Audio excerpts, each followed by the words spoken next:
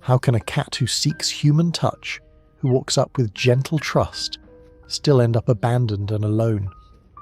This is the question that haunted everyone who met Alex. Found limping through a public park, his injured leg the only visible trace of hardship, Alex seemed remarkably open-hearted for a stray. Unlike many cats who had learned to fear humans, he leaned into gentle strokes, nudged for affection, and purred with hope. But his past remained a mystery. Only his body and spirit carried the clues. When Alex was rescued, it felt like the beginning of a new chapter.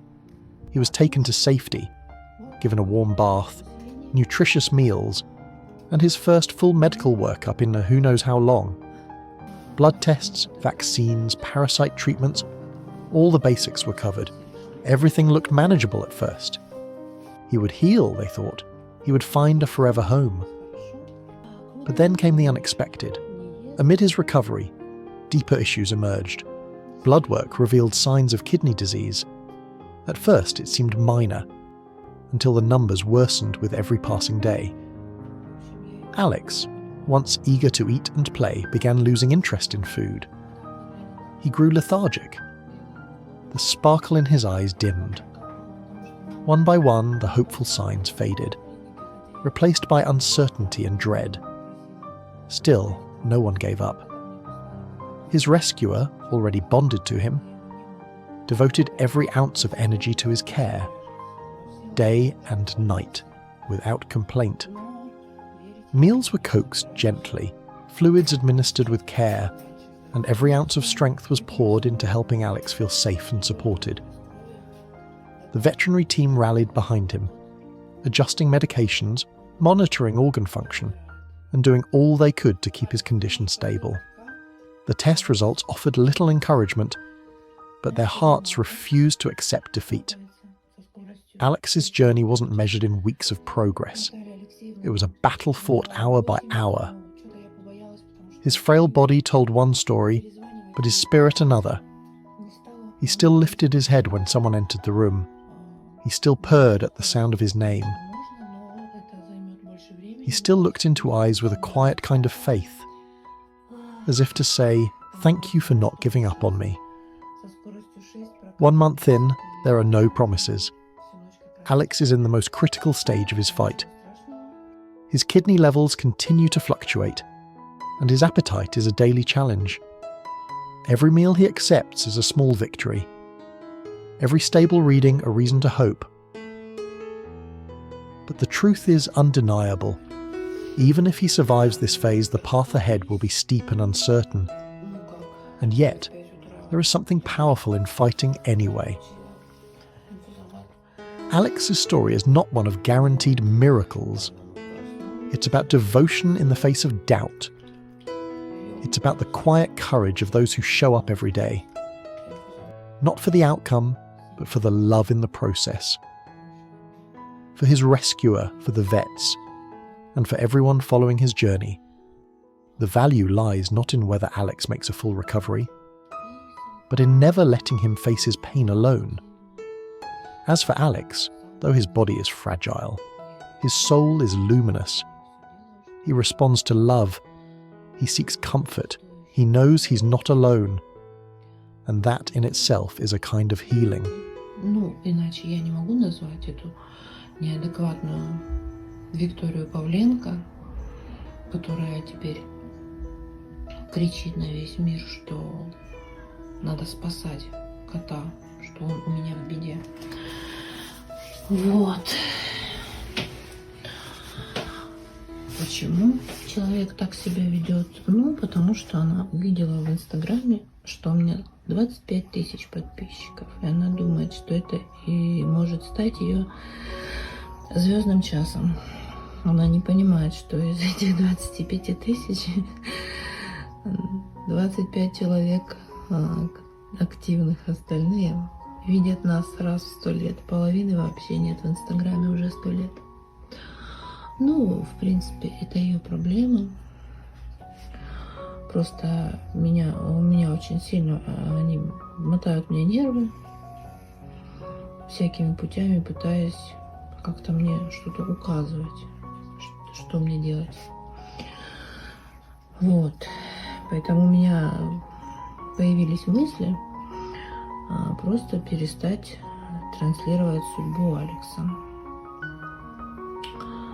Потому что я считаю, что вот этот весь негатив очень плохо сказывается на ребенке. И в первую очередь он сказывается плохо на мне, потому что мне мотают нервы. Ну и, конечно, нервная и уставшая я здесь никому не нужна. У меня дети, которые ждут моего внимания, заботы, ласки, хорошего настроения. А не вот это вот все оскорбления и нервотрепки. Такие вот у нас дела. Сейчас Алик мирно сопит, вы слышите, да? Вот. Я его только что покормила, дала все лекарства. Капельницу мы капали до 5 утра, потом до 6 почти я спала. Ну, дальше вы знаете, в 7 часов мы отправили сметанку и утепление.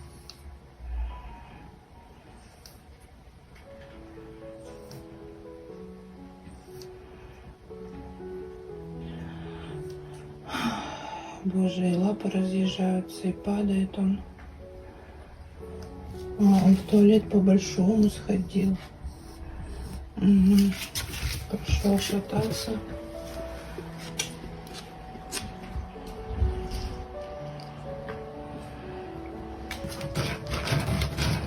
Потом в горшок не в силах дойти.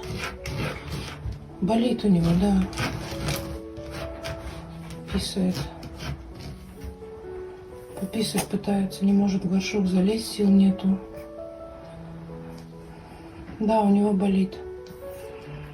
Ну, свет нам так и не включили. Инфузоматом капать мы не можем. Я сейчас сделаю ему снова подкожную инфузию. Немножко. Там посмотрим, если свет дадут. Перейдем на инфузомат снова. В общем, так. По состоянию, ну, дышит он намного легче. Прям намного. Но видно, что ему по-прежнему больно. Он угнетенный. По дыханию видно, что ему больно. Ну, такой вот мальчик. Темно, ничего не видно. Алекс, бедный. Все у нас не слава богу, да? То лезет кто-то в рот, то жопу моет, то свет отключили. Ну, что за котик такой? Несчастный котик.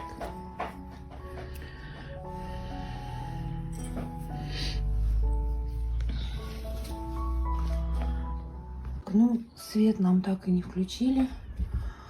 Инфузоматом капать мы не можем. Я сейчас сделаю ему снова подкожную инфузию. Немножко.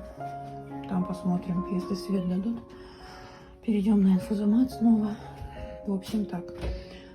По состоянию, ну, дышит он намного легче.